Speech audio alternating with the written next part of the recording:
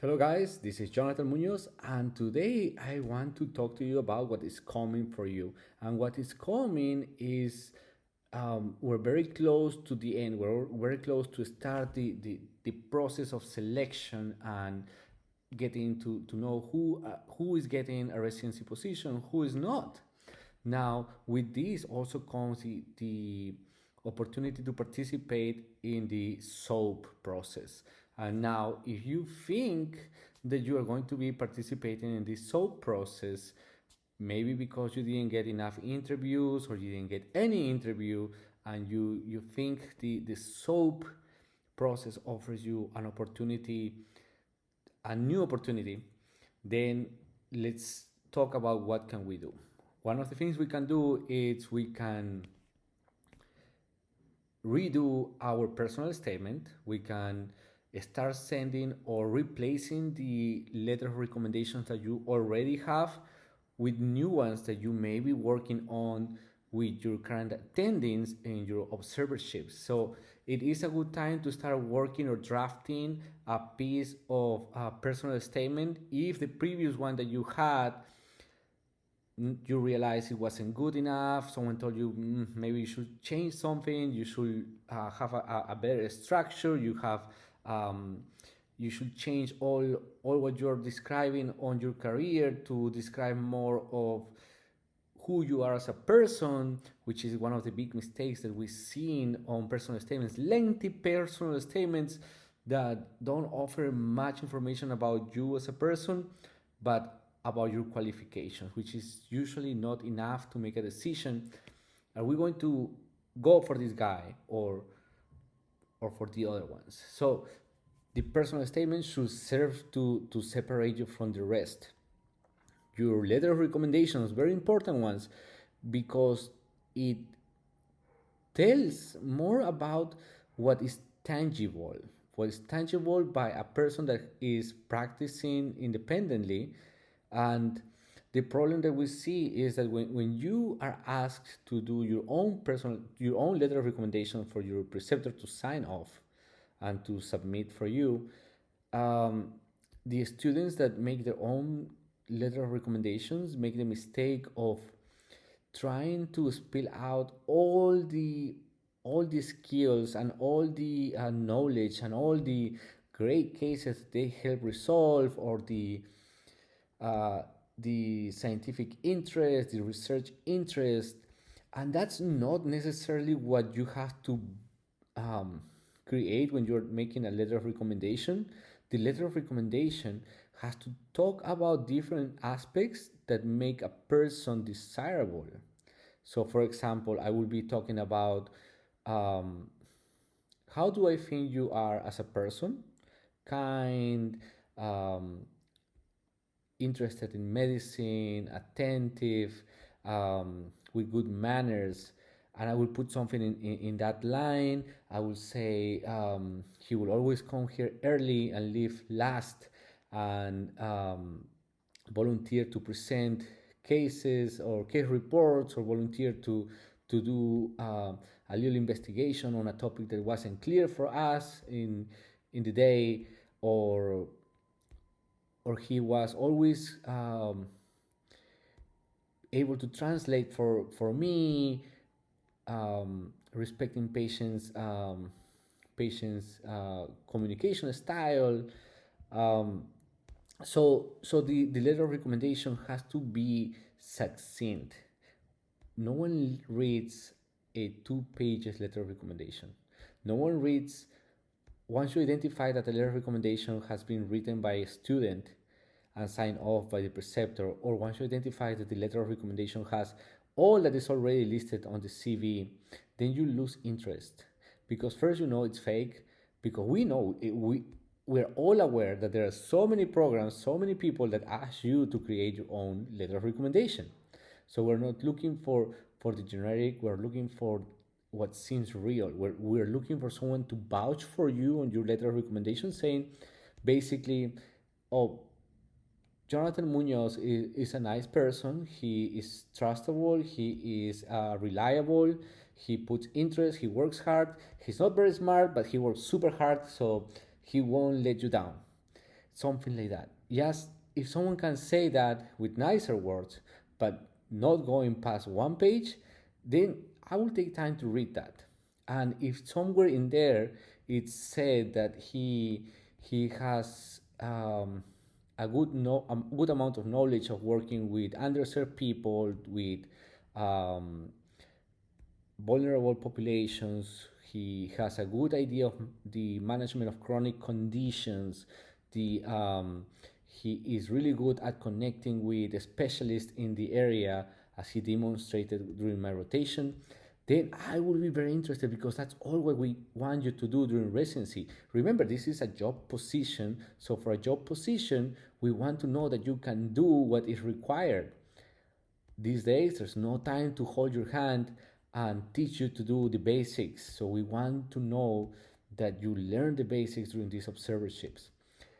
So this is the opportunity that you're looking. If you think you're going to the SOAP process, maybe this is an opportunity that you want to redo your personal statement, to redo or replace your letter of recommendations, to prepare very hard for a possible interview that is given the same day and is very much the same as the previous interviews, with the exception that there will be an extra question that will be, why do you think you didn't match in the whole process before. um, so get ready for that. Get ready to give um, an update on things that you have been doing, like volunteering experiences, observerships, research studies. And honestly, I have to say, guys, you do think that practicing with another person that hasn't been much into residency it's enough, or the way you're practicing your questions is enough, and it's not. I had many applicants that I coached for this season that had great scores, great CVs, but when answering questions, there's something missing. For example, I asked, so what do you think are your strengths? And these strengths I receive are very simple, very um, not giving any good insight of why do you think these are your strengths. Or I ask, what do you think about ethical cases? And they tell me the ethical cases that they think is what we want to hear, like the cases of a patient giving you a big gift and you saying no because you are here to serve and not to get benefits from your work. And that's not the ethical cases we're trying to find if you have experience with. We're looking at the cases, for example, of a patient that has dementia and needs a life-saving surgery. How will this ethic case be resolved? And this happens everywhere. It happens in different countries. In other countries, doctors make the decision right away. In this country, there's an ethics committee team in each hospital that first makes clear documentation of the process that we are looking at and what are the possible alternatives, and is it on the best benefit of the patient to make the decision for him to save his life. And if that's the case, then the procedure is approved, and it's a way to legally protect the physician. So see, it's not like you come and you just decide, yes, I'm gonna do the appendectomy for this patient that cannot talk. I'm just gonna do it because he's gonna save his life and I'm the doctor. No, it it has a whole process. This is kind of the ethics cases that we're looking at. We're looking at you.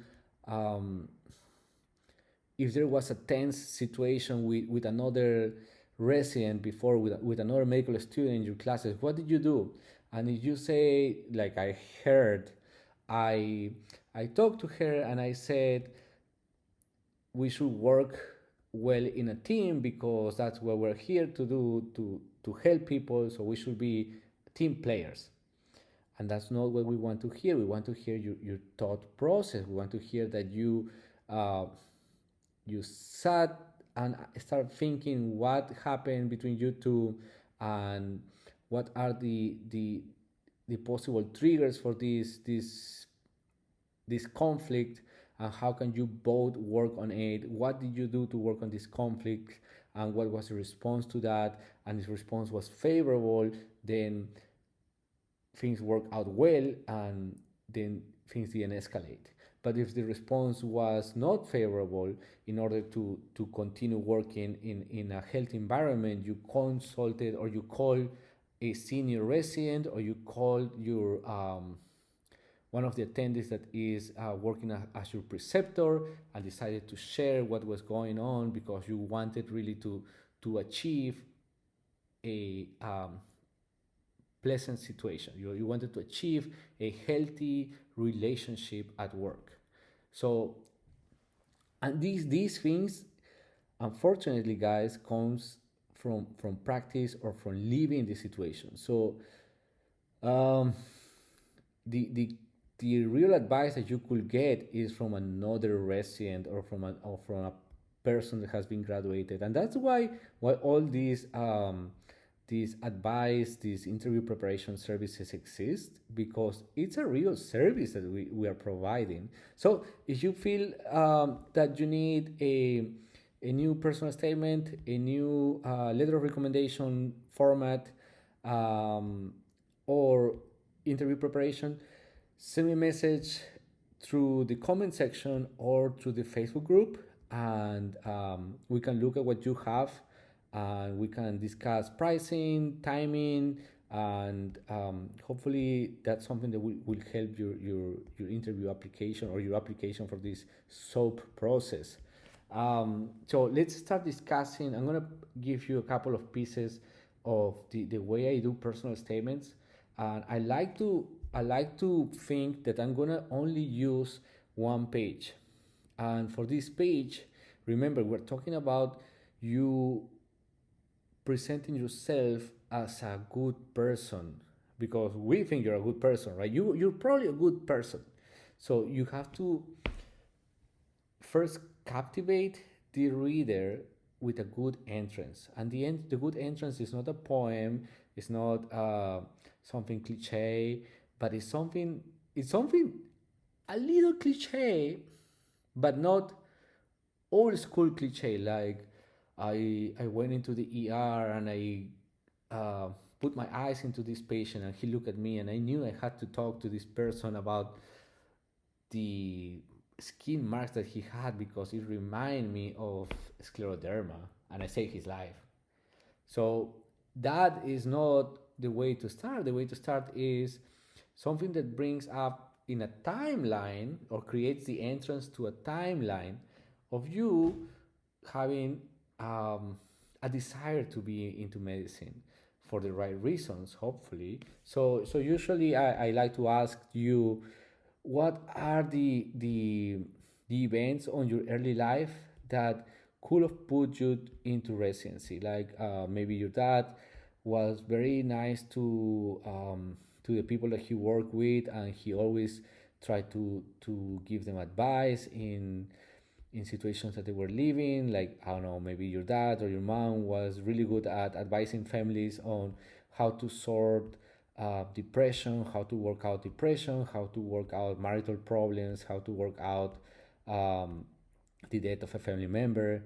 And then you started to realize that's one of your skills, that you like to talk to people, you like to find out what happened in their lives, what was the reason why they have this problem. And once you found this problem, you focus on how to help. So that's the entrance I create. I find out this entrance for you. Then I follow with um, your process on medical school. How did you apply to medical school, and why did you get in medical school? While in medical school, what made you look into family medicine, internal medicine, pediatrics, and how was that process? Maybe you were volunteering at a local church or a local school, and you saw a case that really triggered your attention on how it was managed and supervised by one physician, which is the a general practice doctor, but has so much influence because he knows this patient for so many years and the patient trusts him. So then after that, I add something like, so you found your path towards primary care, and now you are facing the idea of leaving your country and coming to the United States. Why is that happening? There has to be a reason for that to happen. So we have to give good reason for that. And usually, it's something very simple, like the the desire to practice at a higher level, the desire to practice at a country that has good technology advancements, um, world known physicians, uh, state of the art facilities. And then I give thank you that I give a special recognition to the people that have been involved in this process, like your parents, like your mentors.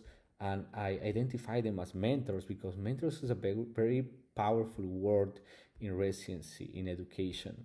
And at the end, I close with a promise to the reader that if you decide to choose me, I promise I will put my heart and tears into performing at the highest level in order to help my patients with different words. But that's kind of my style, um, and it has helped a lot of students. So uh, I'm gonna put some. Starting now, I'm gonna put some samples at this end, and I'm going to record over that to say what is this and what's the process. Well, let's do it. So I start opening these lines with something that happened in your childhood, something that is uh, a story that the reader can relate to, that is personal, that tells about family, that tells about your work with people in need and interactions. So I start opening like this. I don't use something very cliche, and then after finishing this line, I move to what is the process? What happened? Did you move? What did you do after finishing medical school? Or maybe if something important happened during medical school, I mentioned that. And if there's someone else in your life that supports you, then we include them because there's a lot of um, need for us to know who are part of your support system. And it could be your husband, it could be family members that you live with, your parents may be living with you, your brothers, sisters, anything. And then we continue going through um, some of the scholar activities, the research interests that you have, nothing really deep in detail because the deep in detail part is part of your CV, and this could be asked during the interview. So you don't really need to spill out the specifics of your work on the heart here. You just need to give something. So when read, they can ask about this. And then I finish with a line that says why I chose family medicine, what is my promise to help. And that's the way I do my personal statements. If you're interested, please let us know and contact us. Thank you.